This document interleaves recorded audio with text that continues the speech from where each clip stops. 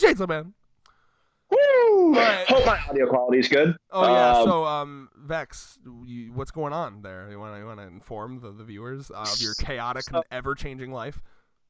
So three things. I think you, Luke, Andrew, and Thurman are the only ones that know this channel wise. But for like the next 6 weeks, my life is going to be insane. I'm going to be bouncing from like three different states. But in a good way, right? Because you're doing some wacky shit. You're doing some YOLO shit. I got the chance to be on the tour crew for one of my favorite bands. So that's sick, dude. You're gonna be one of them groupies. Are you gonna? Okay, wait, real quick.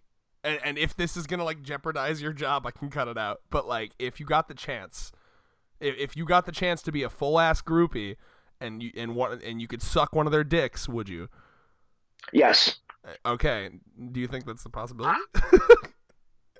No, because they're all married. Oh, they're all married. They're also all rock stars, Vex. Okay, that means nothing. Yes. That is true. That is very, very true. What if, dude? Imagine the honor it would be to be the cause of the divorce of one of your favorite band members. I feel like shit, but I'd be like, I got to suck that dick. And they could just marry you instead. You know what? But yeah, so Vex is about to go be a groupie in a band. Tell people about it. So and you're sure this isn't like your social post thing? You're not gonna get fired for putting this in a video? I'm being as vague as possible. I entered into a contest that they were having through TikTok, and basically I get to tour to like the three closest states that are available on this tour, and just be, on stage, being, full on like crew and carry the instruments up and shit. Carry instruments, socialize with the band, get to know them. And I was kind of reliving my teenage years because I used to, do, shitty like underground music back in the day too. So I'm like, and this is if I would have stuck with it, maybe if I was a little more talented. Hey man, I respect people that try shit. Like you've lived a very wacky life, and I think that's at the end of the day you'll look back and be like, well, at least it was not boring. Yeah, that's the glorious part about it is like this is something I've always wanted to do, and I just get to do it just through the sheer luck of social media, basically. And it's one of it's like kind of a smaller like indie band, right? Just so people don't think it's like fucking Van Halen or something. No, it's not Van Halen levels, but it is a very popular like mid-tier kind of popularity, I would imagine. No, actually top 5 of the Sirius XM charts right now. Jesus so Christ, yeah, quite popular band. That's cool. I didn't know that. But yeah, no, like that's where my life's at right now, and I haven't set the PC back up and everything because I just moved out of the other apartment. That's officially like Thurman's and his girlfriend's apartment, and I'm back. Literally just fucking moved in to Vex's apartment and just like made it his. And it's kind of wild how that happened. Well, I have other factors laying into that I'm not going to disclose, but yes. Money. No, it has nothing to do with money because I'm actually making more at my new job than I was at my old job. I forgot it's more like life shit. But you still had no job for like a month or two. That's got to make a dent. Oh, that drained my savings. Yeah, no cap. No cap on that. But yeah. And you got to buy those monthly Monster Musume volumes. I mean, that'll never end. Oh God, that's one that I never bought physically. I've always bought that digitally because that's like the ultimate wall of shame. I was trying to think of some shit that you were still buying, even though you were literally like negative $17 in your bank account. You got to get the monthly B-Stars volumes, obviously. Monthly B-Stars volumes, yeah, that was one that I was still buying, and a Fortnite Battle Pass. Oh my God, this man, he became. I see everyone around me becoming what they once made fun of. Fortnite has sucked them all in. I will be the last holdout. It's POV. It's 2025, and I'm the last person on the level 100 on the battle pass. POV. It's 2025, and I'm the last man on Earth who hasn't played Fortnite, and they're coming for me. I'm over there with my like fucking AR, just like, hey, Red, time to get on the battle bus. Vex is over there fucking default dancing. No. other one? Do the gritty? Is that a thing? Fucking gritty is the most toxic thing. Popping I a gritty over there. I'm such a was boomer. the asshole that was Kamehamehaing people as Itachi and gritty yes. on their fucking shit. I want to see Rick and Morty Kamehameha people. I'm okay with. I think that'd be pretty cool. I'm hoping they bring the Rick and Morty skins back so I can buy them. Oh, they were like a limited time thing. Yeah, they were for like last season, but they rotate all the shit out. Like they brought back like Cobra Kai and Wu-Tang skins and all sorts of shit. So they rotate that shit back out. Can you imagine like the That's the ultimate multiverse of madness. True. When you think about like stuff like that, like Goku being in there, Naruto being in there, Rick and Morty being in there, that means that at some point, some Fortnite guy had to have had a conversation with Oda, Akira Toriyama, and Justin Roiland. Like, no, I'm not saying they had the conversation directly, but like their people talk to their people at the very least. You know, someone had to pass that by them. Like, hey, Akira Mustard himself flew in to Japan, talked to Akira Toriyama, and like, hey, want to make some bank? As if he needs it. That's the crazy part. Like, I just don't. I'd have to really consider it. Like, okay, hypothetical to everyone in the comments here. You make a hit fucking manga or a hit show or a hit video game. Do you put your character in Fortnite? Because to me, it's just like that'd be a tough one. Because on the one hand, easy money, right? Please sell out. Do it. I don't know. I just feel like. It's like the Shrek principle, right? Like once the more memed something is, I feel like it's taken less seriously. Like, does anyone else feel like Breaking Bad is like I have a harder time taking it seriously now with all the memes, and they're funny. Don't get me wrong, but I used to be like, wow, what an amazing show, and now I'm just like, oh, so many fucking memes. Well, like, I think Better Call Saul helped contribute to that as well. Oh, for sure, because that just ended, right? Mm-hmm. That man deserved a fucking Emmy. Oh man, that guy that writes both of those shows are so fucking good, man. I don't know how he's so consistent, but no, it's funny because people always talk about, and we'll get into Chainsaw Man in just a second here, but people always talk about like the classic like the fandom is so toxic and it ruined it for me, and that's never been a problem for me. I've always been confused as to how people could let the fandom ruin something for them, but now this is the first time I've noticed something that actually does ruin stuff for me, and it's when something gets over memed. Right? Like Shrek and Shrek 2 specifically are both really good movies, but it's so memed that I like physically cringe when I try to watch it. Have you seen the guy on TikTok that's opening up like every VHS he can find to try and win the Kia? Is he still doing that? He is. He is still doing that along with a bunch of other shit. At first I thought like, oh, this is really funny, this is just a bit. He's literally like everybody that subscribes to like his YouTube channel, he's writing their username on a copy of Shrek on VHS. Well, yeah, I mean at this point it's a self-perpetuating thing, right? Because like the more subscribers, the more money he gets, he can just funnel all that money into buying more Shrek VHSs. Right, I kind of respect shit like that, but at the same time, that's fucking insanity. One, it's like the people that, like back when I was a teenager, there were people hunting down because there was a pallet that was found of the old Mountain Dew bottles, the glass ones, and you could win. In that, you could win a fucking Nintendo Entertainment System, and because I was like that first burst of popularity and retro shit. At least from like my perspective, I'm sure like there was some sort of stupid contest that was back in the day. You could win like an Atari 2600, but somebody found it in a store that closed, and they were trying to hunt that down to try and see if they could still redeem that because obviously Nintendo had honor because there was no expiration date on the game pieces. So they were trying to hunt that down. But on those Shrek VHSs, there was a fucking expiration date on it. It was like 2003, I think. Because I had a Shrek VHS back when I was a kid. Obviously, I don't anymore because, one, every Blu-ray I buy, I dump into a fucking media server that I can just pull down. And two, I like, outside of a game console, I don't even own a fucking DVD player.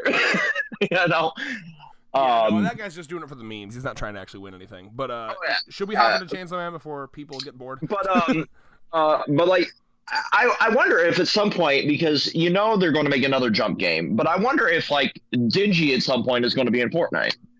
At this point, I think the possibility of that would be if Chainsaw Man gets One Punch Man level popular, which is a possibility for sure. I think he'd fit in marvelously, to be honest with you. But anyway, if you pay attention to the lore, it's very fucking dark. It's just very cartoony. He would fit into both the universe and the actual like gameplay as well.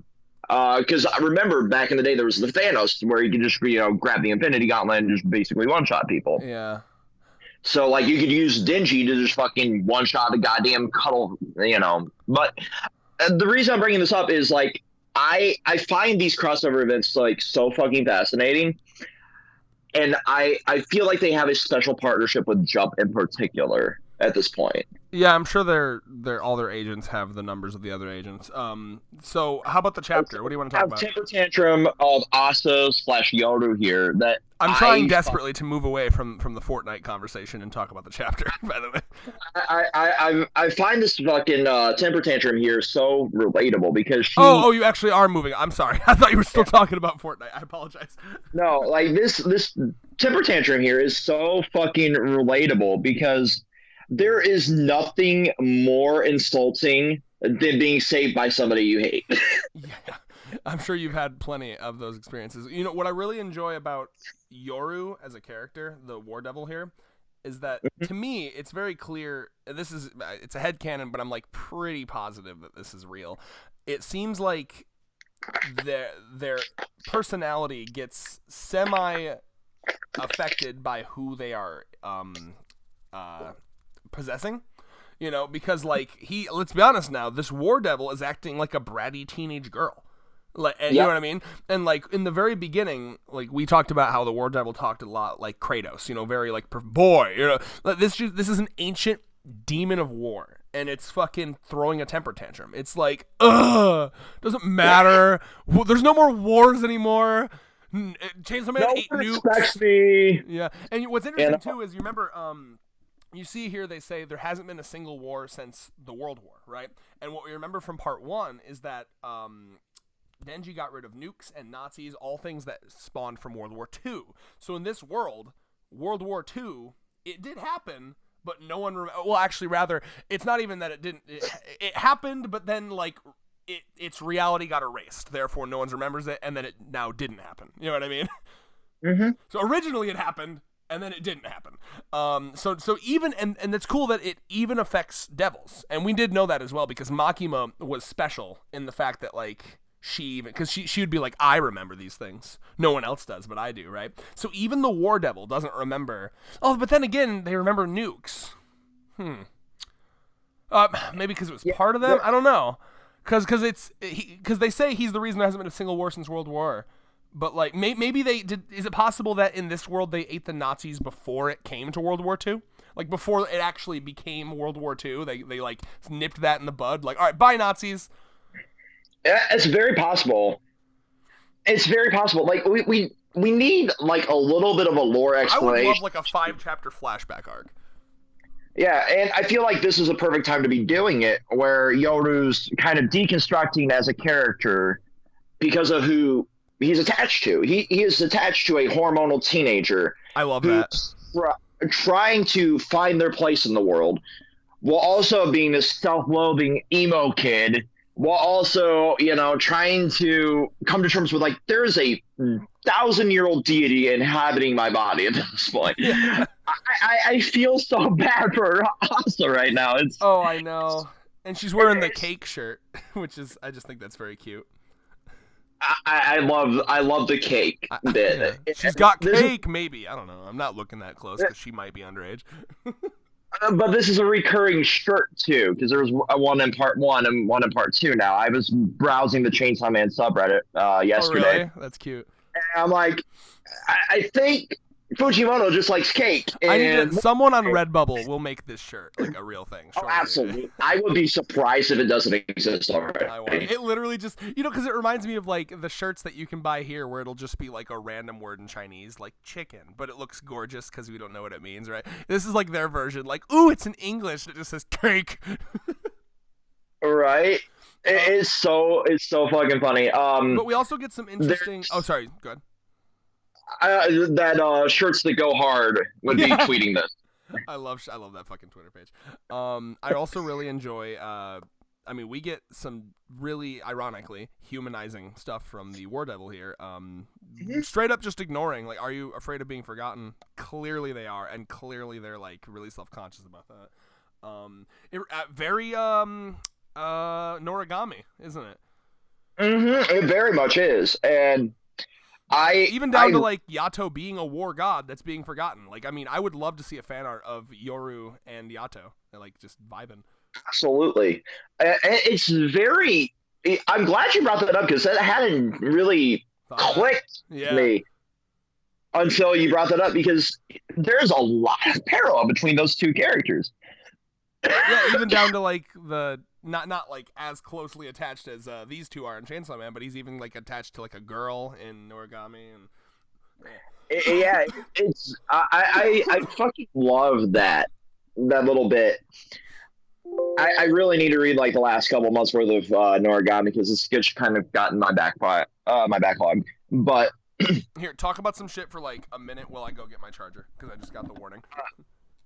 So what we get to here after the little temper tantrum and where we need to actually break down the lore of the wars in Chainsaw Man, because that's very, very fascinating, is we get to where Denji's at, and it's very fascinating to me because it's not the first time he's had somebody sitting on him.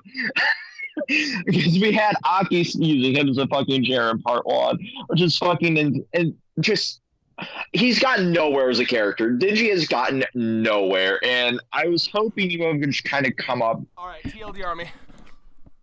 I was hoping Denji would come up a little bit in society instead of being used as a chair like Aki was way back when. Oh, okay. So TLD Army, what did we talk about? I was just like transitioning from the Yoru stuff into where Denji's at here, and now he's gotten nowhere as a fucking character. We have to talk about Denji, all right? My main takeaway from this chapter, Denji is fucking insufferable. I hate him. I love him. It's not that I hate him as a character. People have a hard time separating those concepts, okay? Hating a character, there's hating a character because they're like terribly written, and then there's hating a character because you're supposed to hate them. I hate him. He is such an incel. He's like one of those he's like one step away from like incel posting on Reddit. Like, I hate him. I don't think he's that, no, but cope. I think he needs to get out and explore life. Yeah, he does. I think he's a product of his circumstances more than more than just full on like cancel him. He's worthless. He'll never amount to anything. I have analysis beyond that, of course. It's interesting to me, right? Because I never ever had this types of feelings towards him in part 1, because in part 1 it was kind of masked by him being a total puppet of Makima the whole way through. Denji really didn't get a chance to shine his real personality through because he was entirely a blank slate. You know what I mean? I mean, he grew up with nothing. And then Makima like was puppeting him the entire time. This is the first time where Denji's been given some semblance of freedom. You know what I mean? And like he doesn't. Yeah, I mean, he's broken. We've talked about this before. Mentally, he's like 10 years old still, and that's not his fault, but my God, he needs some therapy. Let me find some moments. So, I mean, like the chair, he's still doing these demeaning things for absurdly low prices. 10 yen is like a penny. You understand that, right? Yeah. It is literally just nothing. It is fucking nothing. That's why I found like the 5 yen and fucking that's a nickel, yeah. Noragami. Actually, no, even less, yeah. The 5 yen in Noragami is so fucking hilariously insulting to a literal god, because in that one I felt like my headcanon for that was because he's such an old guy, like that's like a lot to him. Inflation and all. Whereas really, Denji's just pathetic. Yeah, he's still stuck in that broke. I need to do all the things for pathetic amounts of money because I know no other life. it's bizarre, but at the same time, I understand where he's coming from because once you have lived that kind of life where you been on the streets, you've done nothing, money means the world to you and nothing at all to you because it's a way of survival. Oh yeah, And I mean he's on that like day-to-day grind. He's on that day-to-day grind shit. So like for him, if I can get 100 pennies for 100 girls, not only do I get a girl ass on my back 100 times, I can go buy like a fucking double cheeseburger at McDonald's. That's right. how he looks at it probably. But from my perspective, because I've lived that kind of life when I was a teenager, like just drifting, because I thought I'd be better off, on my own, and I had to learn the hard way. Like you can't be that way. But like money, once you come into any semblance of like absurd amount of money compared to what you were at, you use it as a coping mechanism. That's why I have no value for money other than like, oh, I can buy this thing I've never been able to afford, or this thing that I've never been able to afford, or this thing that I've never been able to afford before. And at the same time, like you realize you need it. You need it to survive. You need it to, pay your rent, pay your utilities, do all the things, save up, try to buy a house, live the American dream. But I realize as a millennial, I'll never own a fucking house. But like in the back of their mind here, at least in America, that's what's, pounded into the back of your head: apartment, trailer, house, progress as a human, give into capitalism. But at the same time, you use it as that coping mechanism. To him, he's going from squalor, literally living in a fucking dumpster, to being in Makima's penthouse, to now he's essentially raising a child. Which we still haven't seen any hide or hair of, which is sus as fuck to me. And like again, back in part 1 when we saw that development, I was thinking, wow, he's probably going to develop. You have to admit to me, he should not be raising a child. This guy is broke. He sold the child. Do you think he stole the child? Because sold the child?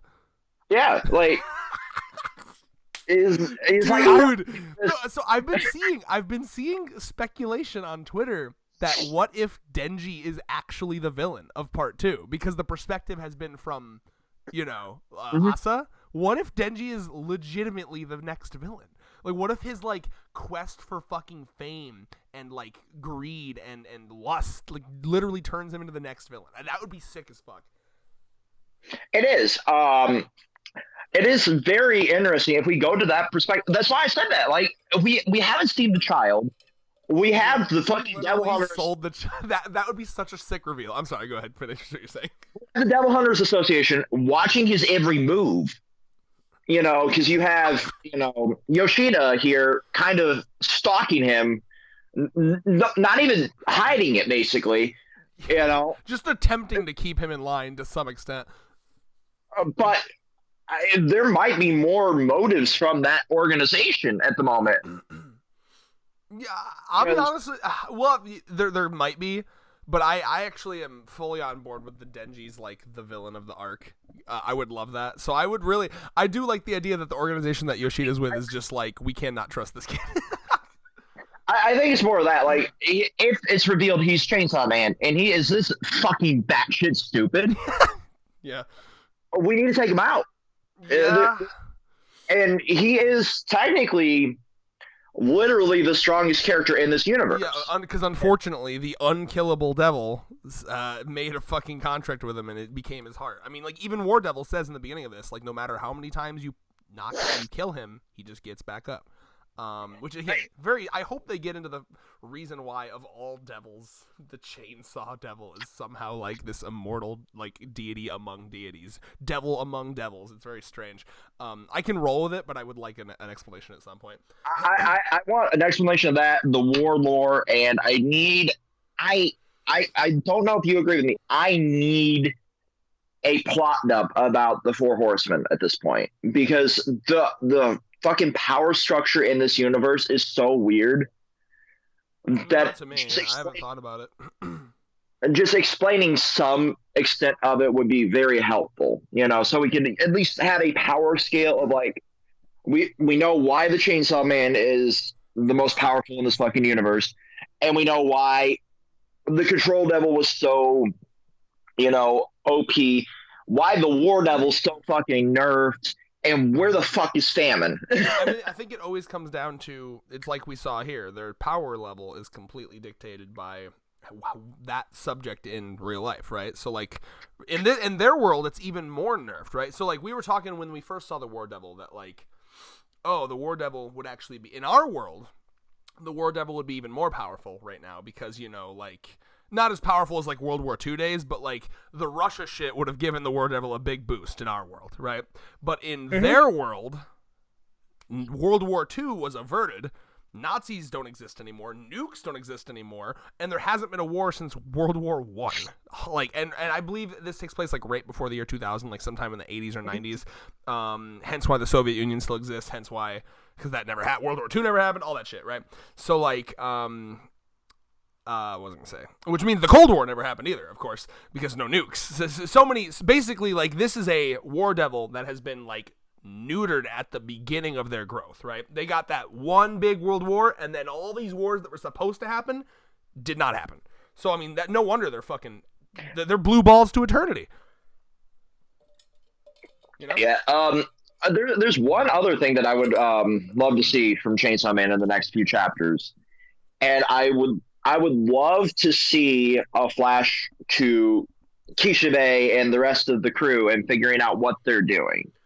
Because we've only seen two members of our cast, realistically, from our returning cast. We've seen Denji now, and we've seen Yoshida.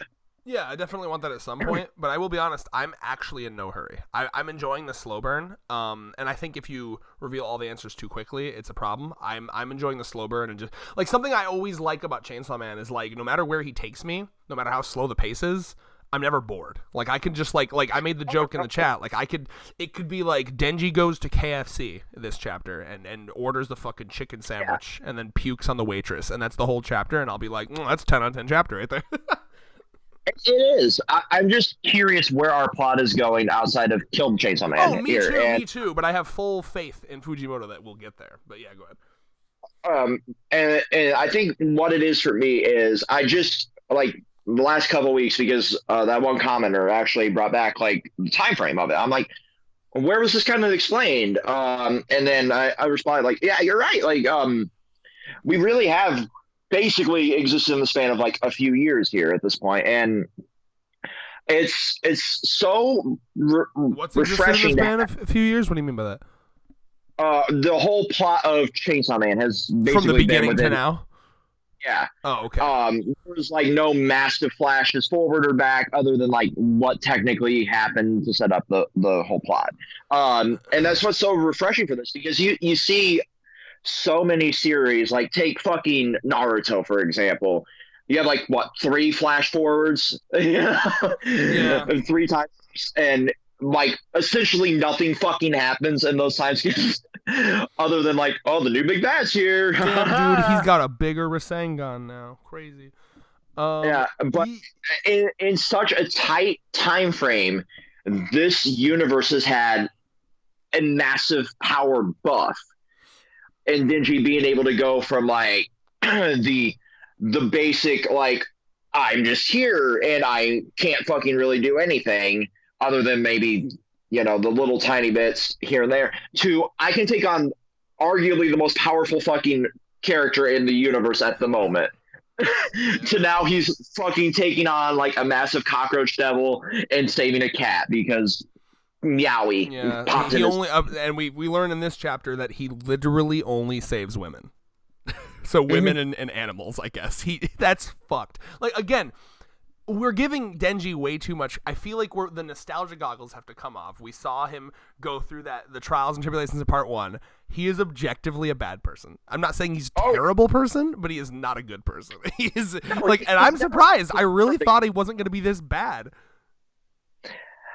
I don't think he's ever going to be a fully good person because of how he grew up.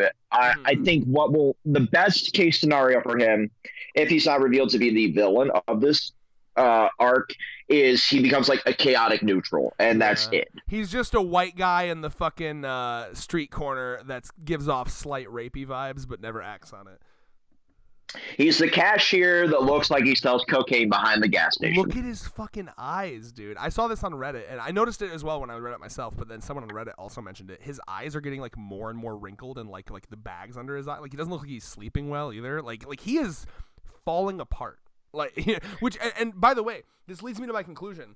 I thought originally that this must have been at least a couple months or a month or two after the end of part 1. I'm starting to think it's been maybe a week max, because he's talking about how desperately he wants his identity to be revealed. I feel like it would have been by now if it had been a couple months. Like, you know what I mean? Like look at how little he was able to hold back. He had one conversation with a girl, one, where she's like, "Man, fuck Chainsaw Man." He's like, "You know what, bitch? I'm Chainsaw Man," right?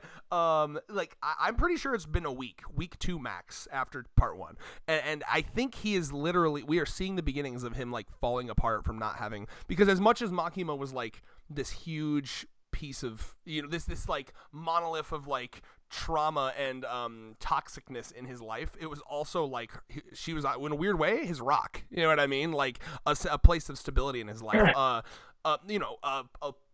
authority figure to look to and make these hard decisions for me. Denji does not have the mental faculties to make difficult decisions. You know, he needs someone like that in his life, and this is his moment where he has to. I mean, he's essentially going through, like, what a normal, like, 14, 15-year-old would go through at, like, 18. You know what I mean? Like, he's got to fucking figure this shit out and figure his life out way later than he normally would. Yeah, I mean, and that's the thing. Like, he grew up with no parents, basically. He grew up, doing nothing, and then he had somebody there to make those difficult decisions for him. I feel like Yoshida's trying to fill that role a little bit, and trying to be. He's being like a father figure. Or a brother figure, probably more likely. Yeah, he's trying to be that kind of pseudo rock, while all the while not wanting to be in that position, because at the same time he's basically the same fucking age as Denji.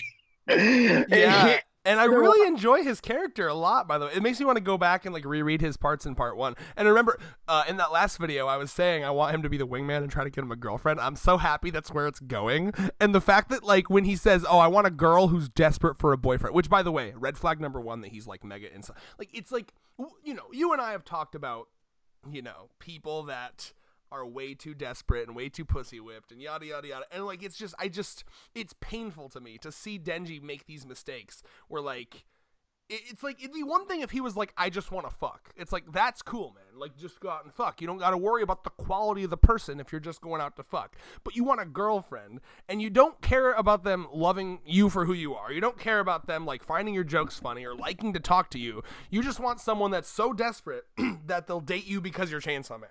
And I'm sitting here like, that is a doomed to fail relationship. And he just doesn't get it. And it's so sad to me. And I feel like Yoshida, in his own right, is using this to his advantage to figure out more about Asa/Yoru. Oh yeah, I'm sure he's got the vibes for sure. Yeah, you know what? That's a good point. That's probably a big chunk of the reason why he brought Denji to her specifically. I also think it is funny though that, like, he thinks, who's desperate? And you're right though, because she doesn't give off, like, desperate for boyfriend vibes. She gives off unpopular vibes, but not desperate for boyfriend. So maybe that is why, like, a secondary reason why he brought her there, or him there. Yeah, and thinking of, like, that potential here, it could just ramp our plot up, like, to tenfold if it actually is revealed to Asa/Yoru that Denji is Chainsaw Man. And then I kind of love the idea of, like, Yoru coming in and being like, "What that's Chainsaw Man now?" Yeah, right, because, like, Yoru's probably fought Chainsaw Man, like, I'm not gonna say eons. Like, okay, here, I gotta ask Alexa a question. Hold on. Alexa, when was the chainsaw invented? Hold on.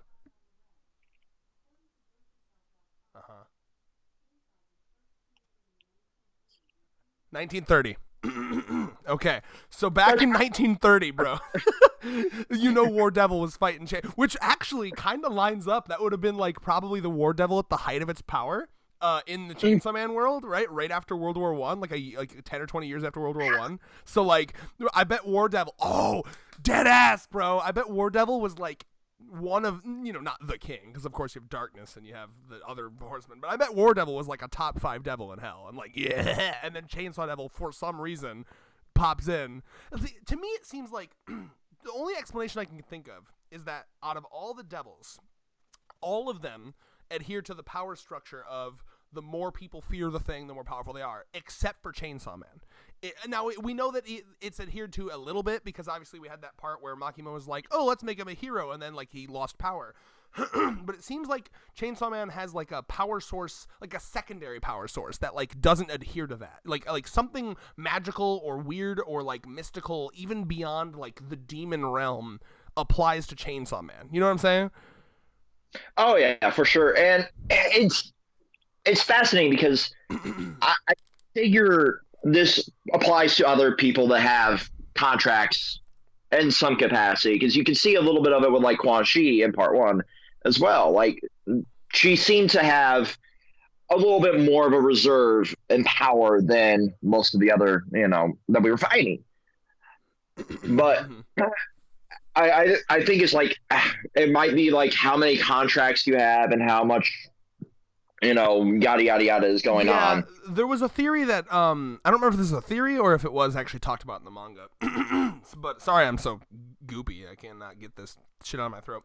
But I like the idea that like it's not just human fear that counts, but devil fear as well, right? Mm-hmm. So like it's possible that the Chainsaw Man or the Chainsaw Devil was just such a fucking self-starter, such a go-getter in hell. Like they came into hell relatively low power level because like they're just chainsaws. They're kind of dangerous, but like people aren't going to fear them. Like I would even say people probably fear cockroaches more than chainsaws, right?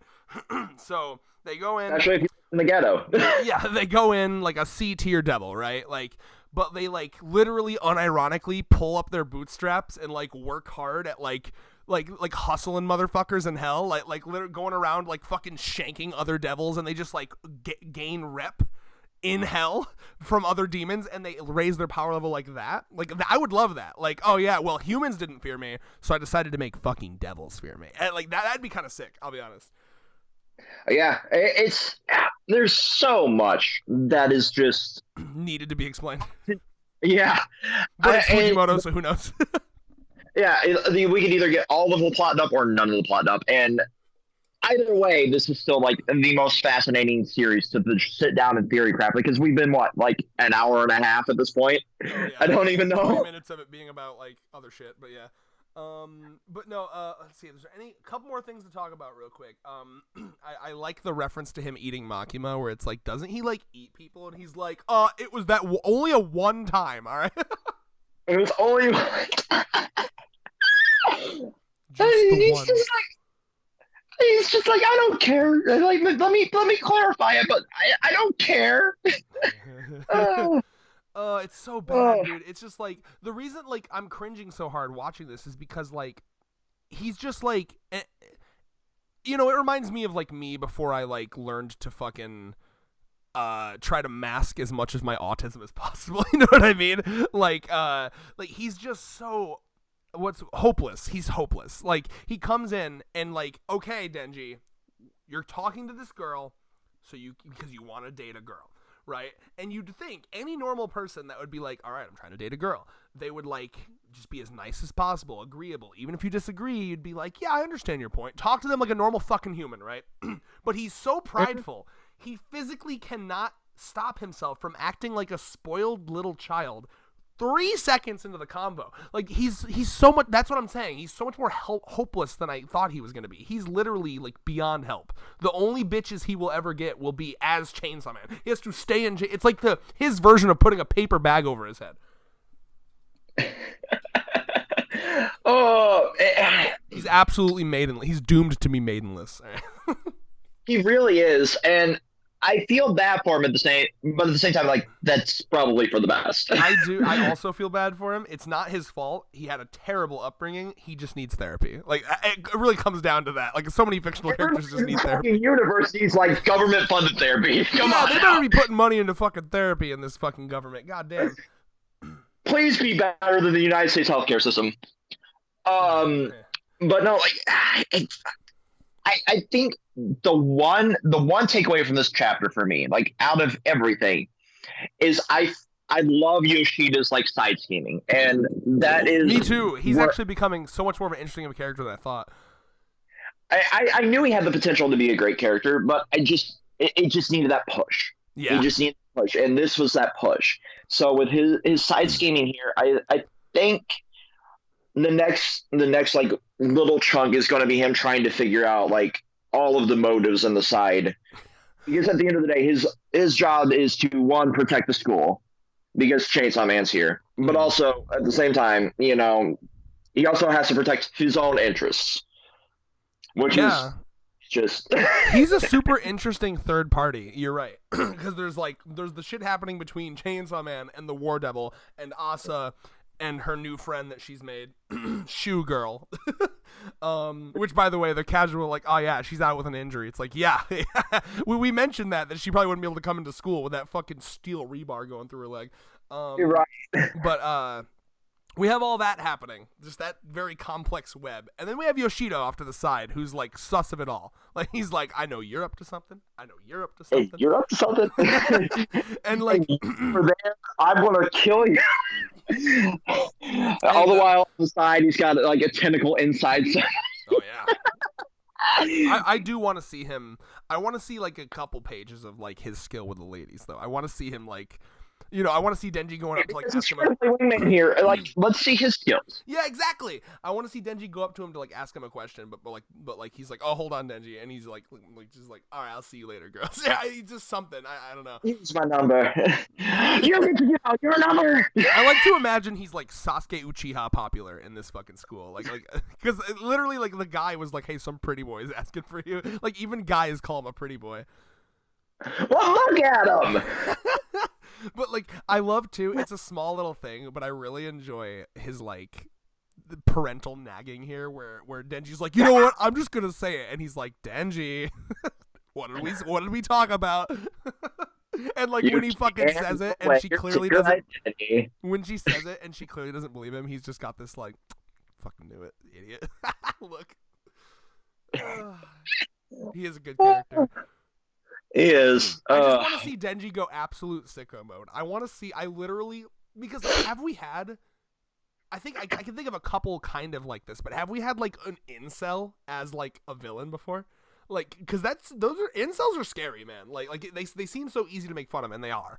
But like when you really get down to it, it's a terrifying motivation because these people are like sick in the head. And I would love to see, because remember his motivation in part 1, it's always been sex. And, I want to, yeah. And you can dig deeper, of course, right? It's not just sex. It's I want to experience all these things that I never got to experience. So, like, I'm gonna have bread with all the frosting and the sprinkles on it, and I want to have all this food and all.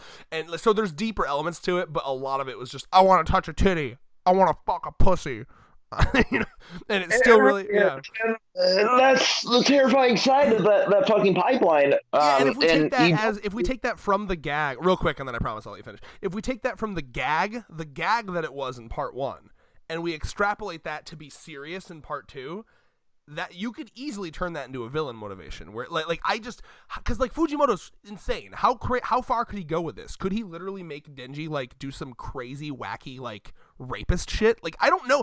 It's Fujimoto. It's fire. You remember Fire Punch, bro? Like he could literally make Denji. Motherfuckers are probably out there with like Denji tattoos and shit, and he's gonna make this character like a rapist. Yeah, it's maybe not. I mean, I'm gonna say hopefully not, because that might be even a little too far. But like, I don't know with Fujimoto, and I'm along for the ride. All right, go ahead.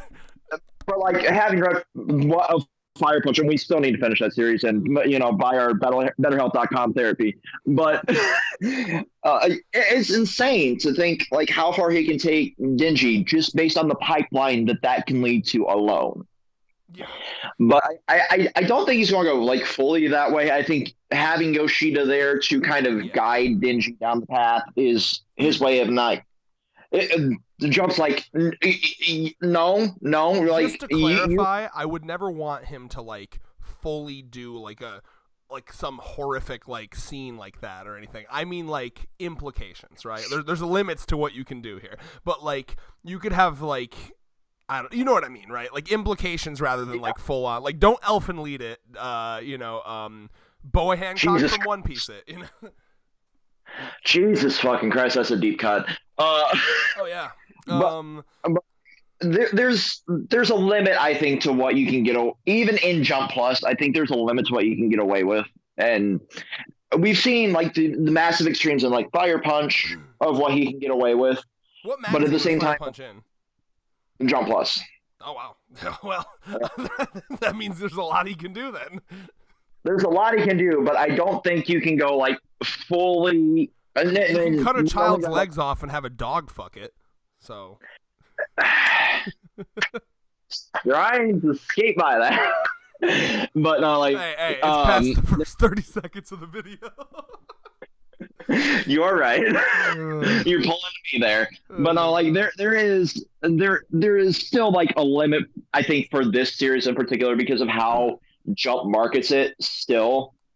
Because it's their cash cow. Like this was a series that was like selling tens of thousands of volumes before an anime was even announced. I don't think Jump wants to turn it into this full like dark fantasy berserk style. I think if they did anything like that, where they made Denji kind of dark, it would be a little more on the subtle side. You know, like subtle incel vibes that slowly get worse until he has to be stopped by someone, right? Where he's just like, I don't know. Like, again, this could be so far off the pale, but like he's just, I don't know. I'm so curious where his character goes from here because he's so fucking pathetic.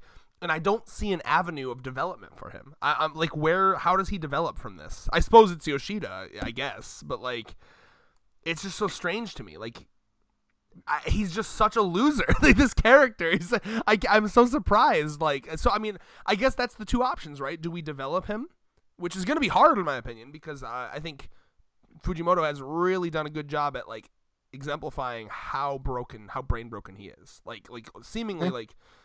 Yeah, so I'm curious. He could go multiple ways.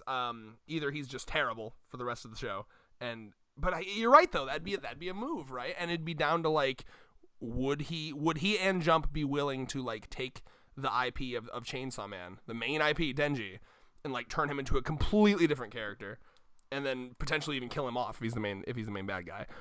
So would they say no to that, or would they just let Fujimoto be the wild man he is? Because like clearly it's working, right? Like whatever you're doing is working. So if you want to do some psycho wacky shit, I guess who are we to stop you, right? It really depends on who the management is at this point, I guess.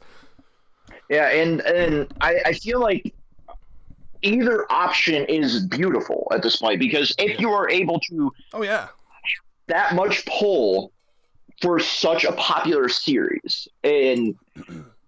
Arguably, like one of the most popular series to come out of Jump in the last 10 years. Oh, easily, yeah. Also, not only is either option beautiful in terms of the meta, like how Fujimoto's able to do his manga, but also either option's beautiful in terms of the story, right? Whether or not we fully develop him into a better person, I would be super hyped to see Denji develop into a better person, but I would also be super hyped to see him spiral down into psycho villain territory. That's the mark of a phenomenal story. Whatever direction we go, it's going to be entertaining. He's set up all of the bowling pins, and now it's just time to knock him down. What the question is, did eating Makima kind of corrupt him? Ooh, interesting. He gets like toxic and controlling. That'd be interesting. I mean, really, I need to know what's going on with Nayuta. Is that the name of the child again? Yeah, Nayuta. That's where we need to know at this point. Like, that's gonna be the big thing. Is like how I need to see him as a father. Like, how is he as the father of this child? That could be a way to even bring Kishibe in because, like, obviously he can't take his pseudo child to school with him, so. Uncle Kishibe is babysitting the baby control devil. Oh, please. This poor fucking child, dude. It's like you have an uncle babysitting you and a deadbeat father figure. You got your terrible deadbeat father who all he does is eat food and try to get puss and fail. And then you have Uncle Kishibe who probably just like abuses the shit out of you physically. Like, you gotta get strong. Punch. You gotta get strong. Also, where's my flask? Bring Uncle Kishibe his flask or I'm gonna beat you again. Oh, are you sore? I'll pour a little booze in your sippy cup. We are horrible humans, right? No, dude. Hey, it's fiction's fiction, baby. I Fiction is the outlet to let out all of our disgusting inhibitions. Horrible, cancelable jokes. Yeah. I don't know, man. And like, I'm wondering too if like both. You can't cancel me if I'm talking about fiction, goddammit. I agree. I wonder if I was talking earlier about how Yoru, War Devil's personality, seems to be kind of influenced by Asa. But I also wonder if Asa's personality is semi-influenced by the War Devil now. Probably. Even whether or not it's a magical, like, supernatural part or just from being around the War Devil so much. I'm surprised at how confident she was with Denji here. Because normally she's... Now, and is that just because Denji is such a fucking loser that even she is able to be like, wow, you are fucking stupid. You know what I mean? Or is it like a little bit of like the War Devil coming out and just... Because she looks so uncharacteristically confident here. Yeah, that is a good point. And I think that it's a little bit of both here. Like, it's Denji being so unbelievably unattractive in his overconfidence. Oh, he's got like Shigaraki eyes going on too. He's like, not only is he like ugly personality wise, like he's got like, he's gross.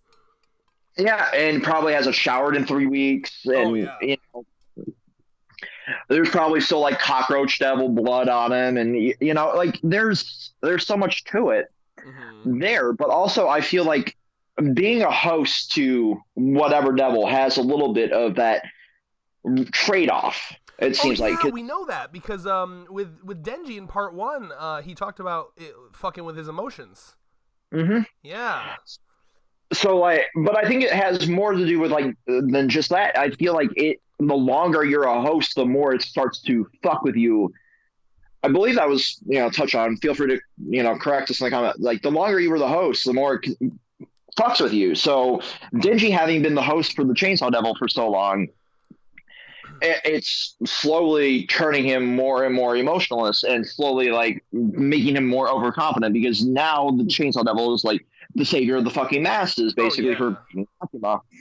But at the same time, like, the War Devil is slowly, you know, breathing off on Asa here more and more and more and more to help build up her confidence, because like to commit war, you have to be confident. You have to be, you know, or you have to have a lot of funding from, you know, gun manufacturers. Nice. And also like I said, whether or not it's like a magical thing happening where like magically our personalities are merging on some fucking like Ruby shit, or just simply the fact that she's going through all these I mean, like, you run away from the cockroach devil, you save your friend's life, you have conversations with a deity possessing your body and mind on a daily basis. You're gonna get a little more confident that, you know, a random conversation at lunchtime ain't gonna seem so fucking daunting anymore. You know what I mean? With the shit she's going through. Yeah, I mean, like, she's, in the short time we've had her as a character, she has been through it. But I feel like I say that for every character that comes into the Chainsaw Man world at this point. True. The only thing we need to know Yoshida's flashback now. Does he have some trauma? Because so far he's the only untouched. What does the fucking octopus devil do? Can make you totally apathetic? Like, he seems like so emotionless at this point that nothing phases him. I think other than the fact got that cool boy energy. Other than the fact that, like, this is interfering with my ability to pull ladies. Yeah, like, whereas like Sasuke was like emotionless, but like in the sad direction, where he was like very like, meh. He's emotionless in the happy direction, which is much more cool, right? He's just like always in the corner, just smiling. You know what I mean? But like somehow emotionlessly, like he's got a very like blank, empty smile. Yeah. Yeah, it's so fascinating, and I love the fact that we've been able to shoehorn our closing thoughts into like 15 minutes. That's the thing about this fucking manga. Like, I don't know what it is. His conversations are so human and natural that you can like discuss them like it's a conversation you overheard at work between two real people. Like, oh shit, dude, is his wife cheating on him? Oh my god, like, he is phenomenal at writing characters. And like, I'll be honest, any other manga. I'd be like complaining about the pacing by now. But like, it's entertaining with Chainsaw Man. I don't know what to tell you. It just is. Like, it doesn't. the closest we ever came to being able to fucking pull this much bullshit out of a chapter was like those first few Goldie Pond chapters of fucking Promise Neverland. Don't Thought remind me. was, but we thought that series was going to fucking evolve, We were so and then excited of what could come. Yes. like those reviews became like 10, 15 minutes, basically, because we're just like we're repeating the same thing, but like breaking it down, like we're not really getting any more development than we were then, but it's more fucking natural. Yeah. That's what's so refreshing about this. Like, um, I read through the chapter in like 10 minutes. Not even. Sometimes less. Yeah. Yeah, but we're able to make a fucking video that's an hour and a half, 2 hours out of 19 pages of a temper tantrum and an attempt to pull a girl. Like, we're on. It's insane. It's just like. I love his pacing. Like we've talked about the pacing before. Like even though it's slow, like it's like he draws you into like little moments that in any other manga they would try to like condense into like 2 pages. You know what I mean? But like he'll let a whole chapter be the KFC trip or the movie theater trip or let's go. Like whereas another manga, the chapter would be beach day. Let's go to the beach and swim and do some fan service. For Fujimoto, the chapter is the walk to the beach. And then he one panels the beach. You know what I mean? Like I love him. I love him so much as an author. He's and like his writing fucking screams confidence. Like especially because he's confident as fuck. And the fact that like he said he did it weekly for like 2 weeks, and he was like, "Hey, too much, bitch. I want to have some free time every other week." And they're like, yes, sir, Mr. Fujimoto, sir." And here I was, foolish, thinking that would get us longer chapters. Nah. I want to do it every other week, but have the same goddamn length. It's like, of course, Fujimoto. I love that because Get yourselves that. it's refreshing. I would love to see other authors be able to do this, though. And that's something that I talked about on one of the podcasts on the main channel. Like, if more authors were able to have this much freedom with their series, I feel like we would have more competently and better written series, especially for rookie authors. You take something like Phantom Seer, for example, or Rui Dragon, which I can't wait for that to come back. I was just thinking about Ruri Dragon in the bathroom before we filmed this. I was like, that man fucking fell off the face of the earth. He came in, wrote 6 chapters. He was like, this is not for me. I'm out. It's some sort of shit. It's some sort of hiatus, and I feel like if we were able to I'll bet on it. Oh, I have no other doubt that either that or it'll be like a web exclusive series. But I feel like if we were able to give more authors, especially those rookie ones, this kind of flexibility, we would have more quality series written. You'd have more hit series, yeah, because like the beginning especially is the time you need the as much time as possible the most, because that's when you're like you're creating that world for the first time, yeah. But it's unfortunately the way the world works, it's the opposite. Once you've already gone through the hard part, like then you get your break. Mm-hmm. And it's sad because like we've had so many potentially good series lost to the wayside because they fall into that trap of being weekly written, and having Fujimoto go from that like bi-weekly schedule to the weekly schedule with Chainsaw Man. Other way around, weekly to bi-weekly. Well, bi-weekly was Fire Punch, and then and he did weekly Chainsaw Man. Yeah.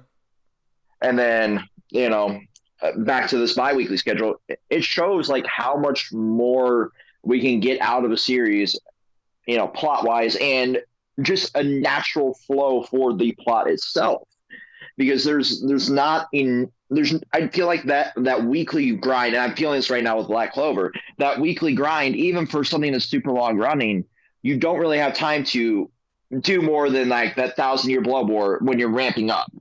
Whereas like, and we advance, we beat the villain, and we set up the next fight, and that's it. That's the entire chapter. That's 19 pages. Yeah, and I still hope that this bi-weekly schedule will do what I'm hoping that it does, whereas like whenever there's a battle, I'm hoping that he does like extra long chapters because he likes to do a lot of those like big bombastic panels where like he likes to do like the Togashi style, like this massive spread here in the middle. I wouldn't actually attribute that to Togashi as much. Togashi, he's kind of a wild card. He'll do that sometimes, but then he'll also sometimes do a bunch of tiny little things. Yeah, true. I think One Punch Man might be a better example. He like with his action, he likes to kind of do more pages, and I like that, right? And I hope that's kind of what's going on with the biweekly. Is like with talkie chapters like this, I'm cool with it being 20 pages, but I'm hoping that when there's like a fight, he gives us a nice 60-page chapter. Or I'd settle for even like 30 at this point, because like I realized at the end of the day, he's dealing with like the anime production. He's dealing with like all this, I'm sure he's busy as fuck, but at the same time using his clout to enjoy some riches and fame and fortune. Oh, absolutely. He's dealing with like the anime production, this, and then trying to probably work on like the start of part 3 at this point, because I don't think we're ending this series with part 2. Oh, dude, part 2 it's probably gonna go for another couple years. Yeah, we're still going to have so much more in this universe because it's so fucking open to interpretation at this point. But yeah, final thoughts? I'm really curious where it's going to go from here. Because, I mean, like, Fujimoto, he's incredible at making me have no fucking clue where it's going. I guess what I need to know is, will Yoru, War Devil, take Denji at his word here? Like, are they going to have a moment where they're walking down and then Yoru's like, hold on a second, though. I know this is crazy, but hear me out. That kid did just literally come up and tell us that he's Chainsaw Man. Should we look into this? You know what I mean? And of course, Asa doesn't give a shit. We even saw the scene in this because Asa now, as she said in this chapter, she went from I was negative about Chainsaw Man to now I'm neutral, right? So Asa's like, I don't care about this Chainsaw Man. She said it multiple times. I don't want to kill Chainsaw Man. I don't care about this fucking mission. In fact, I'm actually kind of thankful to Chainsaw Man because I used to want to die.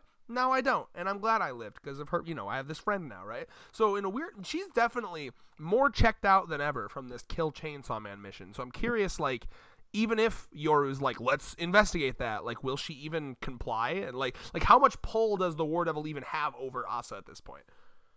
Right, and that's a good point. I think we might get that in like a Saturday morning cartoon-esque like style chapter. But I think at this point, we might shift over to what's going on with Nyata or even more of this like Denji / Yoshida.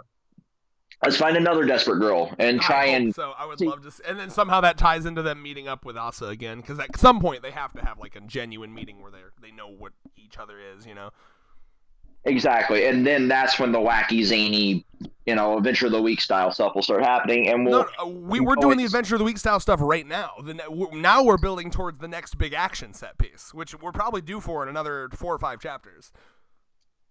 But I feel like the Adventure of the Week for this will lead into the battle to the like Scooby-Doo sleuthing that the rest of the Devil Hunter Association is doing. So like, do we need to terminate Chainsaw Man, or just in the background here, like who's vouching for? Is it literally just Yoshida, that little company he works for or organization he works for, and Kishibe? Are those the only people vouching for Denji at this point? I would assume so, because the public opinion is reaching like an all-time low. Well, no, it's kind of neutral. Some people like him, some people don't. I don't think the government gives a fuck about the public opinion. The government is probably like, he's a fucking danger, he's a threat, and if the government knows that he's just a stupid fucking, they probably don't know. I don't know how much do you think Kishibe? I'm guessing like Kishibe's inner circle and the Devil Hunter's inner circle, they probably know, right? Yeah, they definitely know because they worked with Makima and that whole division. So, like, the inner circle that knows that Chainsaw Man is just a hormonal, idiot, fucking autistic 17-year-old probably wants him dead. And Kishibe is probably pulling his strings, being, like, a higher-up, saying, like, no, you're not killing him, at least yet. I'll kill him. He's probably doing one of those, if it becomes a problem, I'll fucking kill him myself. One of those, Yeah, he's essentially, the like, it's my problem that it gets too far, and then he's just going to be over there and just beat him in the head with his hammer. Down horny teenager, and then... Final thoughts for you, as Allie is literally pulling in from work right now, so I'm gonna go visit see her. That's pretty much it for me. An hour and 5 minutes. I love these videos. I want you to know, wholesome time. I really do look forward to these videos every other week. I love doing them. Oh, absolutely, man. I wish I could have got it the day of, but like with the whole move and everything else going Oh on, yeah, it's just a no crazy problem, week. man. You take your time. I get it. But definitely, I know I keep saying it. I've been busy, but I'm gonna try to read it today. In this one of these break weeks, we're gonna do his one shots and shit. I'm super down for that, and anything else honestly that we both happen to read, I'd love to talk about because we have a good chemistry and I enjoy it. Oh, absolutely. If Well, you until next if you time, end up peace. liking Call of the Night after we both binge the season 1 anime, Yes, that's out, we could. I'd love to that talk about it. I'll probably end up doing something with Andrew on Cyberpunk as well if he watches it and enjoys it on the main channel as well. That's But a yeah, plus for me. I gotta go unlock the door to let Allie in. So I love y'all. Love you, Vex. Peace out. peace.